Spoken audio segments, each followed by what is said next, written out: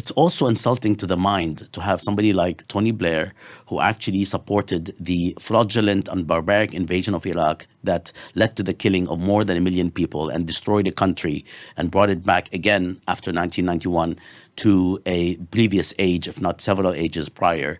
It's actually mind-boggling. Let me ask you about the current ceasefire negotiations, because obviously on this week of the anniversary, 2 years in, there couldn't be anything more important for us today than a cessation of the hostilities. How much credence do you give to the current negotiations that are happening in Egypt right now? That's my response, but I'll unpack it. It's a cliche to say it's a charade, but it is. Everything we are witnessing in terms of the current, ceasefire or the peace plan, as is being called, is a form of capitulation. And it's not just led by the United States or Trump and the UK and Israel. It's also led by these Arab states that are actually according to so many people in the Arab world and beyond, the most shameful of all players, including Israel, because they are supporting this charade, even if they are being violated and humiliated themselves, as in this case, when they actually signed on to a particular peace plan that ended up being revised after Netanyahu went to the United States. They still continued to support it. They haven't raised their voice or pulled out from it. And we are seeing right now the implementation of a plan that wasn't what was actually written. Not that what was written was like, a heavenly and social justice or equity or a rights-based deal. But what is happening right now is actually benefiting Netanyahu, which is why he was bragging about, he can't stop bragging about what he was able to do when he went to the United States, which elicited some reports about Trump is being upset with Netanyahu. Whenever you hear Trump or previously Biden is upset with Netanyahu, you really shouldn't make very much of it. It's a circus, right? I mean, even if there is a kind of, if somebody is ticked, it's like being ticked with an ally that you're supporting structurally in all cases. I mean, Netanyahu literally changed his line standing next to Trump, right? He stood there saying, yeah, I agree to the deal, but there won't be, I'm not going to sign on to the PA, leading, which is like, hold on, that was the deal. That is the deal. You're stood next to Trump and you're going against what you just said you would sign on to. And he said nothing. It's a naked violation, not only of common sense and morality, it's also a naked violation of the time-tested U.S. policy vis-a-vis Israel-Palestine in terms of the question of two states.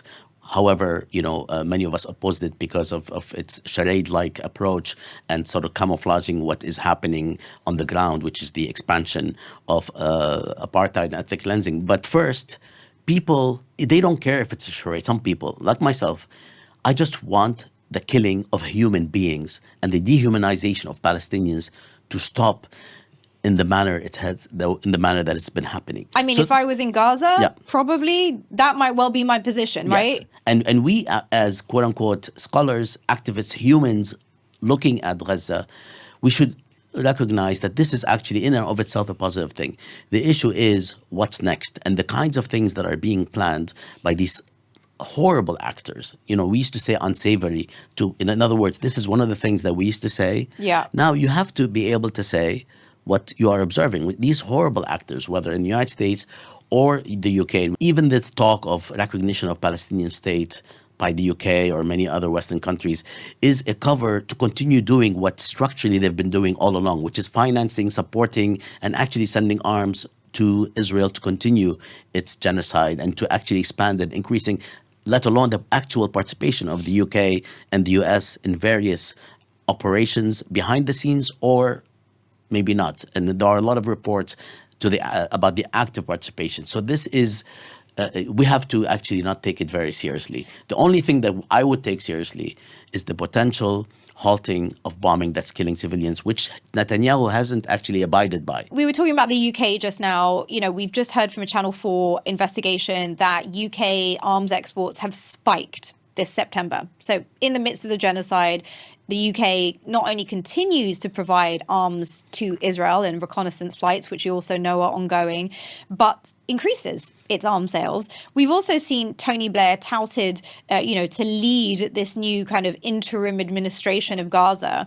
And I want to ask you what you make of the extent of actual UK involvement, because, correct me if I'm wrong here, but I'm under the illusion, perhaps, that no former prime minister of this country is going to lead an initiative of this level of sensitivity in that region without sign-off from this government. Yeah, I mean, essentially, the UK, just like the US, where the US takes, the prize, are complete partners in this genocide. This is the structural fact which is evidenced by the continuing arms sales, even today when people are being starved and killed in tents after they have been twice, thrice removed from where they're at, and sometimes 5 or 6 times. So there is no question that this reality of complete partnership is what is going on. So everything else that we see is a way to paper over things. People forget that the whole reason this is happening is because of a deep level of dehumanization of Arabs, Palestinians, and Muslims. Whatever their background, they could be Christian, Muslim, atheist, and we have a very large non-religious community in the Arab world. For anybody who knows anything about the history and current social status of Arabs and religion, it doesn't matter. There is a level of dehumanization that makes it acceptable for Palestinians and Arabs and Muslims to be killed on a daily basis. And that also runs among the people that are opposed to what's happening because they feel that it went beyond the thresholds. But it doesn't take away the dehumanization that is part and parcel of the larger collective unconscious of so many people. In the end, this does go back to a situation that we have to address and recognize. The genocidal past of the United States, the colonial savagery of the UK, and we can go to Germany and the Holocaust and other Western countries that are still supporting Israel. So there is that which should not for a moment distract us from this reality and kind of be sort of swayed by the gestures, whether it's the recognition of Palestinian state or the statements that are put out here and there. So we have to be, this is basically liberalism versus reality. Now, on the other point of Tony Blair, I mean, it's not just morally preposterous and insulting. It's also insulting to the mind to have somebody like Tony Blair, who actually supported the fraudulent and barbaric invasion of Iraq that led to the killing of more than 1 million people and destroyed a country and brought it back again after 1991 to a previous age, if not several ages prior. It's actually mind-boggling. It's like Marine Le Pen in France running a diversity, equity, and inclusion campaign in France. This is just not something that bodes well for anybody who cares about any form of freedom, liberty, equity, or social justice. Similarly, the existence of some people in this American envoy, including Kushner, is repulsive.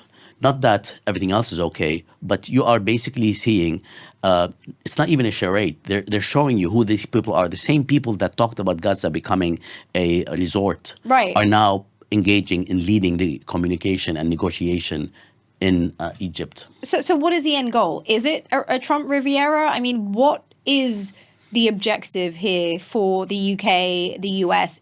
Is this really about real estate? I mean, it could be. I personally am convinced that it is not. I think this is sort of a maximalist,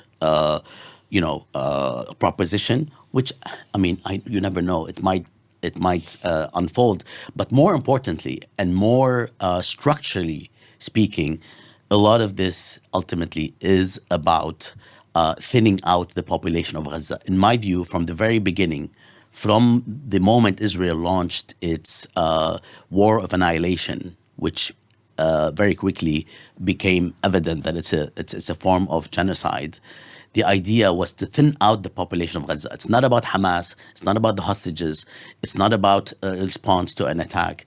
It's about a long-standing part of Zionism and the Israeli state, which has been documented since 1948 until today, which is to thin out the population of Palestinians in general, and now in Gaza in particular, through ethnic cleansing, making life uninhabitable, destroying destroying generations and the ability to reproduce. This week there was basically a UN Security Council addressing the question of reproductive rights in at the UN, and you actually observe how they're annihilating life altogether.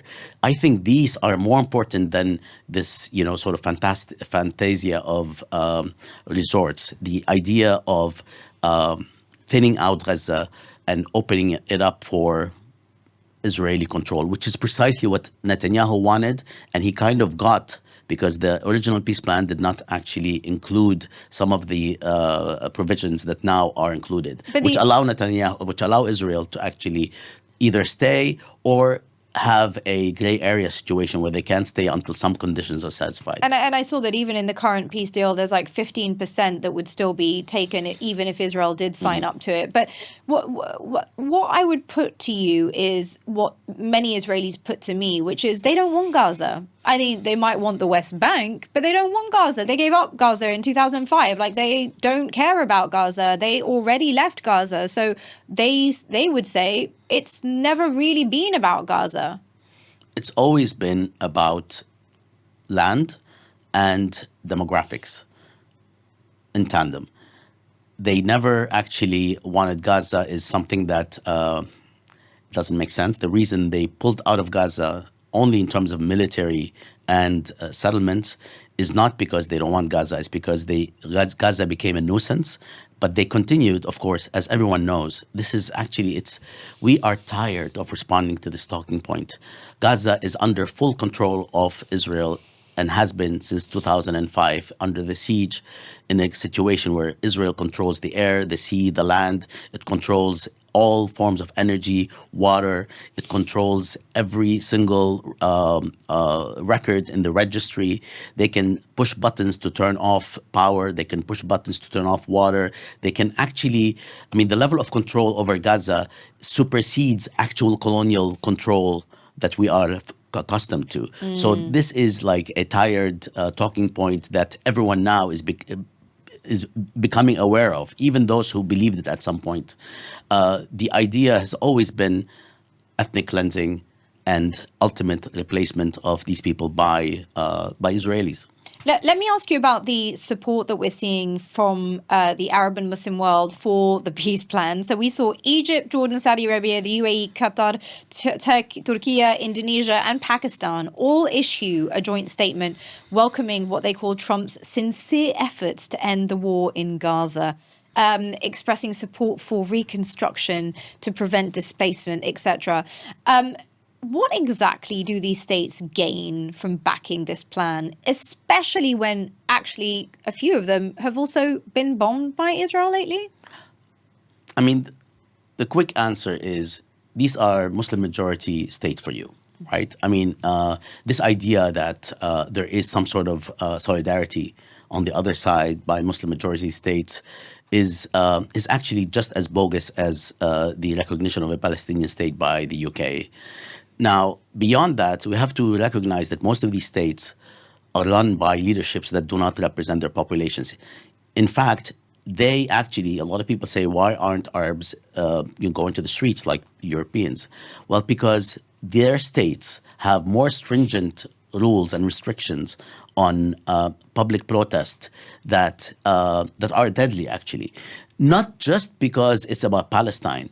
Any form of public protest in many of these states actually represents a threat to these non-representative regimes that are actually usurping their own wealth or the wealth of their own people. So we're also talking about that category of states that are such, whether it's Egypt or many of the Gulf countries and even the non-Arab Muslim majority countries. So there is a kind of lack of fit here when we say these states. It's not the countries and the populations, it's the leaderships. Second, a lot of these states politically are not fans of Palestinian liberation. They're not fans of Palestinian resistance movements. They're not fans of the kind of social justice that we would like to see in Palestine, because they're not even like, approaching it in their own states. Name names. All Name, of them. name, all of every them. single one of them. Turkey, Indonesia. I'm going to start with the ones that are not usual suspects, not Okay. the repressive core like Egypt and UAE. and Saudi Arabia, but also Indonesia, Turkey, and Pakistan. So there is a kind of shameful participation, because we would expect more, especially of the Arab states. I'm not as concerned as many other people with the word Muslim majority states.